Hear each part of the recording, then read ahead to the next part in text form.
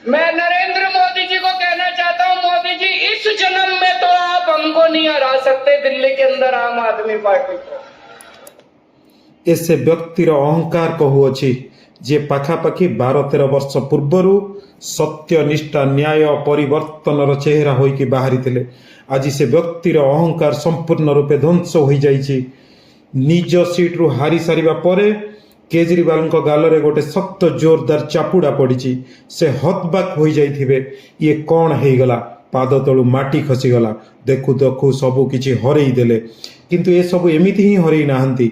पाखापाखि पूर्व 12-13 वर्षर राजनीति इतिहास पृष्ठा खोलिकी देखंतु ए भद्र व्यक्ति केते जोर रे माड़ी चली, ये केते जे षडयंत्र रचिथिले, केते मिछ कहिथिले, निर्लजतार सहित कहूथिले, किंतु दंभ धैर्यर सहित ठिया होइथिले।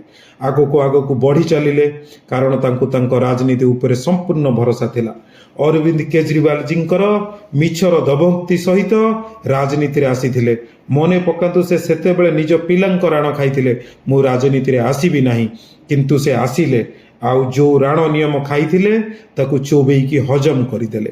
राजनीति रे आसिला परे तांको मनर भावना स्पष्ट थिला। से नरेंद्र मोदी सहित सीधा सीधा मुकाबिला करने चाहि बसिले। आपण मानकर मने थिबो से 2014 रे ही गुजरात जाइथिले आ विभिन्न प्रकारर कारनामा सब देखाइथिले। सेतेबेले तांको मनरे थिला कि प्रथमे गुजरात रो मुख्यमंत्री मोदी जी को राजनीति रो साम्राज्य को ध्वंस करिबा। जी एबे एनडीए रो प्रधानमंत्री प्रत्याशी घोषणा होई सारिचंदी। केजरीवाल सेठी 2 सप्ताह धरी बहुत नाटक कले आ लोकसभा निर्वाचन रे वाराणसी रे मोदी को सामना रे आसी लड़ई कले आ परास्त मध्य हेले। तांको नाटक सेमती चलीथिला। दिल्ली निर्वाचन रे आम आदमी पार्टी रो प्रचंड विजय परे अरविंद केजरीवाल को मन बुद्धि पूरा 7 समुद्र पार होई आकाश रे उड़ीबा को लागिला। से जणे आत्मघोषित नेता बनी गले आ पार्टी को निज इच्छा रे चलेबा को लागिले।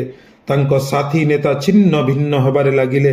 केते जे महान व्यक्तित्वर साथी चाड़ी चली गले, किंतु केजरीवाल सेमिति दंभर सहित नेता नगरी रे नेतागिरी करी चलिले। से मिछ को जीवनर मलमंत्र करदेले। आउ से सेमती दृढ़ आउ आत्मविश्वास सहित सबुदिन सबु मंच रे मिछ कहि चलिले। आ प्रधानमंत्री मोदी को अपमान करी चलिले। तांको भ्रष्ट बिना पढ़ा लेखा व्यक्ति आउ सबुठु खराब प्रधानमंत्री कहिबार परंपरा जारी रहिला। दिल्ली को निज इच्छा रे चलेबार कुचेष्टा करी चलिले। कहिबाकू गले भारतीय राजनीति रे एते बड़ धृष्ट आ बाहस्फोट मारुथबा नेता आजी जाय केही आसी नाहंती। केजरीवाल देशर बहुत राज्य रे बीजेपी को चैलेंज कले, बड़ बड़ दभक्ति करी चलिले, किंतु प्राय सबु राज्य रे तांको पार्टी माटी कामुड़ी पड़िला आउ तांको प्रार्थी मानकर विश्वसनीयता मात खाई चलिला। से सेमती आगको माड़ी चलिले।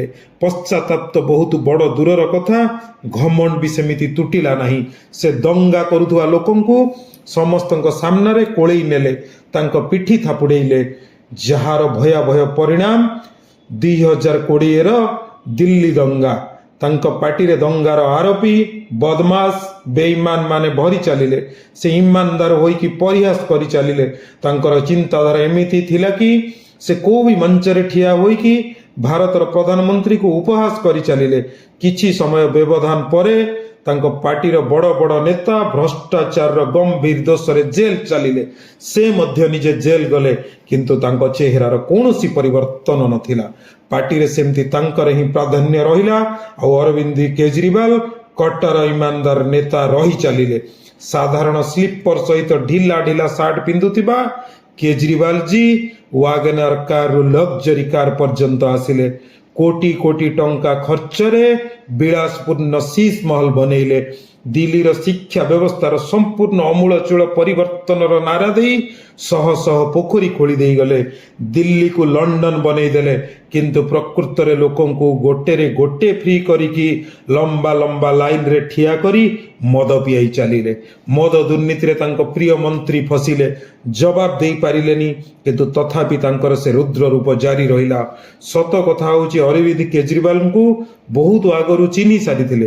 प्राय गोटे दशंधि पूर्वरु तांको असली रूपर सापना को आसी सारिथिला। କହିବାକୁ ଗଲେ ସେ ନିଜକୁ ନିଜେ ସମସ୍ତଙ୍କ ସାମ୍ନାକୁ ଆଣି ସାରିଥିଲେ, କିନ୍ତୁ ଦିଲ୍ଲୀର ଜନତା ତାଙ୍କ ପ୍ରବଞ୍ଚନରେ ଆସି ଚାଲିଲେ। ତାଙ୍କର ନିର୍ଭୀକ ଯୁକ୍ତି ମୋଦି ମୋତେ କାମ କରିବାକୁ ଦଉନାହାନ୍ତି ଲୋକେ ବିଶ୍ୱାସ କରି ଚାଲିଲେ। ସେ ଗୋଟେ ମିଛକୁ ଲୁଚେଇବା ପାଇଁ ଅଧିକ ବିଶ୍ୱାସର ସହିତ ବାର ବାର ମିଛ କହି ଚାଲିଲେ, ମିଛକୁ ମୂଳମନ୍ତ୍ର କରିଦେଲେ। କିନ୍ତୁ ସବୁ ମିଛର ସମୟ ଥାଏ, ମିଛ ଅନନ୍ତ କାଳ ପର୍ଯ୍ୟନ୍ତ ଚାଲେ ନାହିଁ, ଦିନେ ନା ଦିନେ ସତ ପଦାକୁ ଆସେ। ସେ ଏବେ ଜଣେ ଉଦାହରଣ ହୋଇକି ଠିଆ ହୋଇଛନ୍ତି, ଭାରତୀୟ ରାଜନୀତିର ଗୋଟେ କେସ୍ ଷ୍ଟଡି, ଯାହାକୁ ଧ୍ୟାନର ସହିତ ପଢ଼ିବା, ବୁଝିବା ଆଉ ସାବଧାନ ରହିବାର ଆବଶ୍ୟକତା ଅଛି। କାରଣ ଭବିଷ୍ୟତରେ ଆଉ କେହି ଦ୍ୱିତୀୟ କେଜରିୱାଲ ଜନ୍ମ ନ ହଉ। ଦୁର୍ଭାଗ୍ୟର କଥା, ଅରବିନ୍ଦ କେଜରିୱାଲ ଦିଲ୍ଲୀରେ ବହୁତ ବଡ଼ ନିଜର ଜନଧାର ରଖିଥିଲା ବେଳେ ଫ୍ରି ଯୋଜନାରେ ବହୁତ କିଛି ବାଣ୍ଟିବା ପରେ ମଧ୍ୟ ବହୁତ ବଡ଼ ବ୍ୟବଧାନରେ ହାରିଗଲେ। ସେ ନିଜ ସିଟ୍ ହରାଇ ବସିଲେ, ବିଶ୍ୱର ମହାନ ଶିକ୍ଷା ମନ୍ତ୍ରୀ ହାରିଗଲେ। କିନ୍ତୁ ତାଙ୍କ ସାମ୍ରାଜ୍ୟ ଏତେ ଜଲ୍ଦି ନଷ୍ଟ ହେବ ନାହିଁ, ତାଙ୍କୁ ମୂଳରୁ କାଟିକି ଫୋପାଡ଼ିବାକୁ ପଡ଼ିବ। ଆମ୍ ଆଦମୀ ପାର୍ଟି ଆଉ ଅରବିନ୍ଦ କେଜରିୱାଲ ଦେଶ ପାଇଁ ବହୁତ ବଡ଼ ଘାତକ। ଆଜି ସେ ପରାଜୟ ହୋଇସାରିଛନ୍ତି, ତାଙ୍କ ପାଇଁ ପୁଣି ମୁଣ୍ଡ ଟେକିବା ଏତେ ସହଜ ହେବ ନାହିଁ। କିନ୍ତୁ ଆମ ସମସ୍ତଙ୍କୁ ସଚେତନ ଆଉ ସାବଧାନ ରହିବାକୁ ପଡ଼ିବ।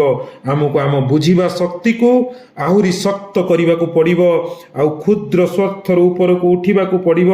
ନଚେତ୍ କେଜରିୱାଲ ଯେମିତି ଲୋକ ରାଜନୀତିର ବିକଳ୍ପ ବନି ଚାଲିବେ, ଆଉ ଆମେ ଭୋଗି ଚାଲିଥିବା।